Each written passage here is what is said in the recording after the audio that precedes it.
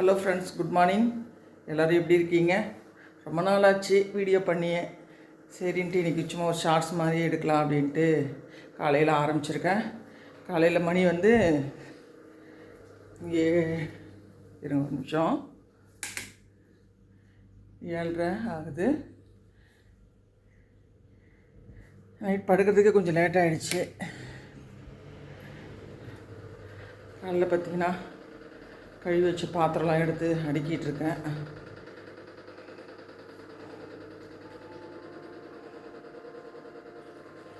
பார்த்திங்கன்னா சுண்டல் வேக வச்சுருக்கேன். குக்கரில் வெந்துட்டுருக்கு. மாவு இடியாப்பம் சுண்டல் குருமா தான். காலைல என் பொண்ணு ஊர்லேருந்து வந்திருக்கா, ஹாஸ்டல்லேருந்து. அதனால் அவள் இடியாப்பம் கேட்டாள். அதனால் இவரும் வெளியில் போயிட்டு அந்த பிரான்ச்சுக்கு போயிட்டு இன்றைக்கி தான் வந்தார் நைட்டு. அதனால் அவர் தான் இடியாப்பம் செய்வார், நான் குருமா செய்வேன். சரி, இன்றைக்கி பசங்களுக்கு அதை செஞ்சு கொடுக்கலான்ட்டு வேலையை ஸ்டார்ட் பண்ணியிருக்கேன். சைட் பை சைட் பாத்திரத்தில் எடுத்து அடுக்கிட்டு குருமா வச்சுட்டு அப்படியே காலைல கந்த சஷ்டி ஓடிட்டுருக்கு. அதையும் அப்படியே பாட்டு கேட்டுக்கிட்டு கிச்சனில் இப்படி தான் வேலையை ஆரம்பிச்சிருக்கேன். ஃப்ரெண்ட்ஸ், நீங்களாம் இன்றைக்கி காலையில் என்ன சமைச்சிங்க, என்ன பண்ணுறீங்கன்றதை ஷேர் பண்ணுங்கள். வாங்க வீடியோக்குள்ளே போகலாம். பாருங்கள், மாவு பேசுறதுக்கு சுடு தண்ணி வச்சுருக்கேன். டிஷ்வாஷர் அன்லோட் பண்ணிட்டேன். இங்கே தண்ணி கேன் சைடில் நிரம்பிட்டுருக்கு.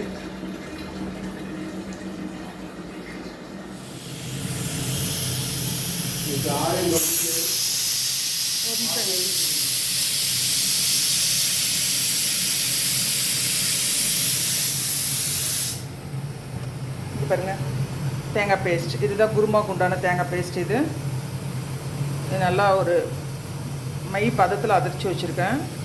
இந்த குக்கர் இது சுண்டல் வெந்துட்டுருக்கு. இங்கே வெங்காயம் தக்காளி எடுத்து வச்சுருக்கேன். சைட் பை சைடு இப்படி தான் ஒர்க்கு போயிட்டுருக்கு. பாத்திரத்தெல்லாம் அடிக்காச்சு. Table clean. பாருங்கள், பாதாம் நைட்டு ஊற வச்சோம், சாப்பிட்டுருக்காங்க. இங்கே பாருங்கள், இது 2 இடியாப்ப செட்டு அடிச்சு வாங்கி வச்சிட்டோம். எப்படின்னா சைட் பை சைடு ஒன்று வெந்துட்டு இருக்கும்போது இன்னொன்று ரெடி பண்ணி வச்சோன்னா கொஞ்சம் நம்மளுக்கு குயிக்காக வேலை முடியும். இடியாப்பத்துக்கு இதெல்லாம் எடுத்து வச்சுருக்கேன் ரெடியாக. இப்படி வரமாவை கொட்டிட்டு இந்த ஸ்பூனில் உப்பு எடுக்கிறோம்ல, வரமாவாக இருக்கும். இப்போ தண்ணி ஊற்றிட்டேன், இப்போ இல்லை, வரமாவாக இருக்கும்போது எல்லா இடத்துலையும் ஸ்ப்ரிங்கிள் பண்ணி விட்டுருவோம். உப்பு பண்ணிட்டு நெய்யோ எண்ணெயோ அதையும் அதே மாதிரி ஸ்ப்ரிங்கிள் பண்ணிட்டு வெறும் வரமாவை எல்லா பக்கமும் பிளெண்ட் பண்ணாக்க சின்ன சின்ன சின்ன லம்சமாக அது எல்லாம் போய் நின்றுக்கும். எண்ணெய் உப்பும் கலந்து தண்ணி இங்கே பார்த்தீங்கன்னா தண்ணி நல்லா கொதிக்க இருக்கணும். அப்போ தான் நமக்கு அந்த கொதிக்க இருக்கு நல்லா கை பொறுக்க அளவுக்கு இருக்கு. நல்லா அதை விடவே சூடாக இருக்கணும். கொதிக்க இருக்குது கெட்டில் தண்ணி. அப்போ தான் அந்த கன்சிஸ்டன்சி கிடைக்கும். வச்சு அழுத்தும் போது மாவு மாதிரி அழுகாமல் ஒரு வெந்த இட்லி மாதிரி நொசுன்னு இருக்கும்போது அப்படியே வச்சு அமுக்கணும்னா அழகாக வரும். ரொம்ப தண்ணி ஊற்றினா தரன்னு விடுவோம். ரொம்ப தண்ணி கம்மியாக போட்டுனா அவங்களால கை போட்டு அமுக்க முடியாது, வலிக்கும். கொஞ்சம் மீடியமாக சப்பாத்தி மாவு பெய்கிறதோட கொஞ்சம் நோண்டு இருக்கும். கொஞ்சம் வாட்டரியாக இருக்கணும், அவ்வளோதான். தண்ணியாட்டு இருக்கணும். இந்த அழுத்து வச்சுக்க நல்லா கொஞ்சம் ஸ்பான்ச்சியாக இருந்ததுன்னா தான் வச்சு அதை அமுக்கும்போது போகும் உள்ள. இந்த பக்கத்துக்கு தான் பேசிக்கணும். அதே மாதிரி நீ பச்சை தண்ணி ஊற்றி ஊற வச்சுன்னா அந்த மாவில் ஃபுல்லாக தண்ணி ஏறி அது வெட்டாகிற வரைக்கும் போட்டு மூடி வைக்கணும். இது சுடு தண்ணின்றனால உள்ளரே அப்படியே பாயில் ஆகிடும். கிட்டத்தட்ட இதில் ஒரு 20% வெந்துருச்சுன்னு. ஆமாம், அந்த வெந்ததுனால தான் இந்த ஸ்பான்ச்சினஸ் கிடைக்கும். அப்போ தான் ஈஸியாக இருக்கும் வச்சு அழுத்துறதுக்கு. நான் உங்களுக்கு அதை புழியும் போது காமிக்கிறேன். ஓகே, இப்போ எல்லாம் மூடி வச்சுக்குவேன். இங்கே சைட் பை சைடு இது குருமாவுக்கு தாளிச்சிட்டேன். வெங்காயம் தக்காளி வெந்துட்டுருக்கு.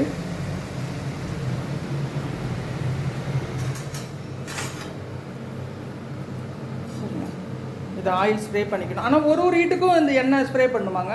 அப்படின்னா தான் அந்த அடியில் ஒரு கங்கு ஒட்டிக்கிட்டு அது முடுக்குன்னு இல்லாமல் இருக்கும். ஒரு டிஷ்யூ பேப்பர் வச்சு தொடச்சுன்னு வச்சுக்கோயேன், ஒட்டிட்டுலாம் வந்துடும். திரும்ப லைட்டாக எண்ணெய் ஸ்ப்ரே பண்ணிட்டு அப்படி தடவை கட்டிக்கலாம். ஒரு செட்டாக முடிக்கும். இல்லை, அதெல்லாம் இந்த தடவை ஒரு செட்டை ஃபஸ்ட்டு முடிக்கேன். நான் கொடுத்துன்னு பாப்பா போதும். உட்டில் போய் போட வேண்டாம், அது உள்ளே போய் ஸ்டோர் ஆகி உட்டில் தாண்டி வேணும். அப்புறம் இதில் மாவு ஒட்டிச்சுன்னா அப்புறம் எப்படி விடும்? டீ போட்டு குடிச்சாச்சு காலையில்.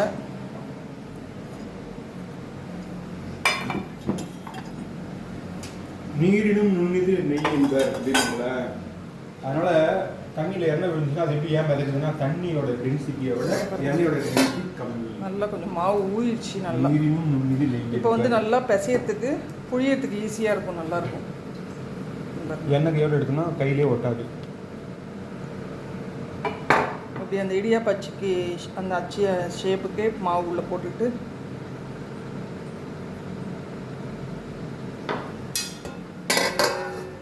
இப்போ அழுத்தும் போது தண்ணியாக எடுத்தால் பொதுந்து தனித்தனியாக விழும். இந்த கண்டினியூட்டி எதனால வருதுன்னா அந்த டென்சிட்டினால தான்.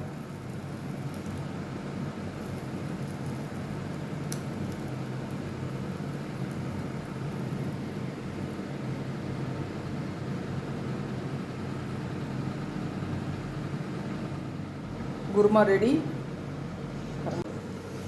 ஒரு ஈடு எடுத்துக்கப்புறம் இந்த பார்ட்டிகளாக இருக்குல்ல, இதை எப்படியே விட்டுன்னு வச்சுக்கோயேன், அடுத்த ஈடு பச்சை மாவு கூட இது சேர்ந்து இது கருகிடும். அப்புறம் அது கூட ஒட்டிக்கும். அப்புறம் எடுத்து சாப்பிடும்போது ஒன்று பழசு பிடிச்சிருக்கும். அதனால தொடச்சிக்கிறது ஒரு எடுத்துட்டு அடுத்தது லைட் கிளீனிங் தான், ரொம்பலாம் இல்லை.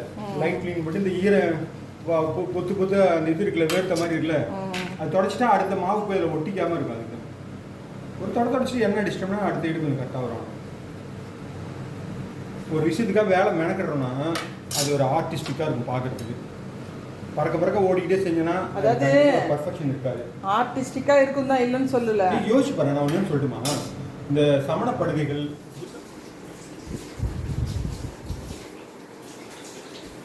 ஹாய் ராகுல், குட் மார்னிங். குட் மார்னிங்மா. இடியாப்பம் எப்படி இருக்கு? நல்லா இருக்கா? குருமா போட்டுக்கிட்டியா? ஏன் இத்தனோண்டு போட்டு சாப்பிட்ற? குருமா போடவா, சுண்டல் போடவா? நான் சாப்பிட்டுட்டு போட்டுக்கிறேன். ஓகே. என் பிள்ளை சாப்பிட்டுட்ருக்கான். இங்கே பார்த்தீங்கன்னா அடுத்த பேட்ச் பாத்திரம், நைட்டு கழுவுன பாத்திரம். இது கொஞ்சம் காயாமல் இருந்துச்சு, அதனால் அது டேபிள் அப்படியே காய வச்சுருக்கு. வெங்காயம் பூண்டெல்லாம் உரிச்சு வந்துருச்சு. அதை கழுவிட்டு உணர்த்திட்டு அப்புறமா ஸ்டோர் பண்ணணும். காலை வேலை முடிஞ்சது. இருங்க, கவுண்டர் டாப்பில் வெயிட் போடுறேன். காலை வேலை முடிஞ்சிச்சு. கையோட கவுண்டர் டாப்பு க்ளீன் பண்ணிட்டேன். கொஞ்சம் கையில் கழுவுற பாத்திரம் கையில் கழுவிட்டு இருக்காங்க. வீடெல்லாம் நீட் பண்ணியாச்சு. இங்கே பார்த்தீங்கன்னா என் பொண்ணு ஹாஸ்டலுக்கு எடுத்துகிட்டு போகிற துணி இது. எல்லாம் பேக் பண்ணி வந்த அன்றைக்கே துவச்சி காய வச்சு பேக் பண்ணி எடுத்து வச்சாச்சு. அன்னன்னை வேலை அன்னன்னைக்கு முடிச்சிடணும். வீடு எல்லாம் நீட் பண்ணியாச்சு. டஸ்டிங் பண்ணிகிட்டே இருக்கேன். பாதாம் சாப்பிட்டாச்சு. இது என்னோடய பாதாம் மட்டும் இருக்குது, நான் சாப்பிட்ணும்.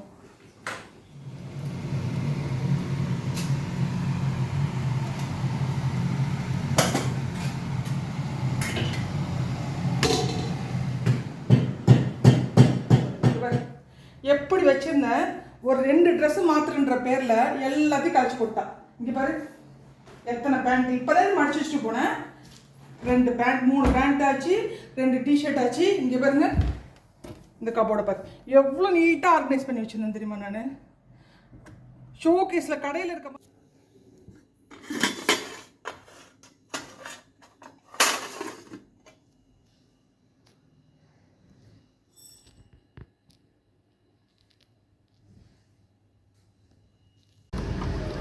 Excuse me.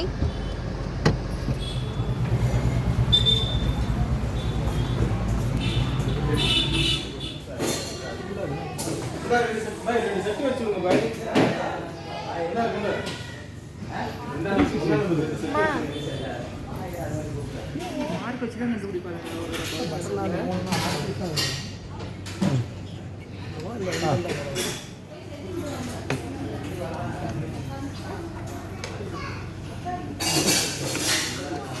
அந்த இருக்குது பார்த்தீங்க, என்ன வேணும்?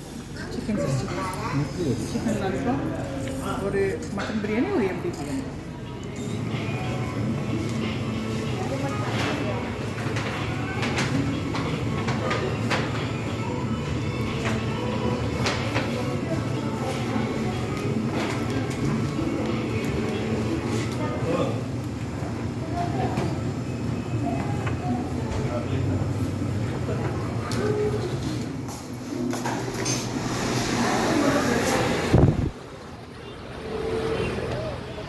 ரிலையன்ஸ் சூப்பர் மார்க்கெட்டுக்கு வந்தோம் சண்டே. சரின்ட்டு அப்படியே திங்ஸ் பார்த்துட்ருக்கோம். இது நல்லா இருக்கா தெரியல. 298 ரூபா போட்டிருக்கு.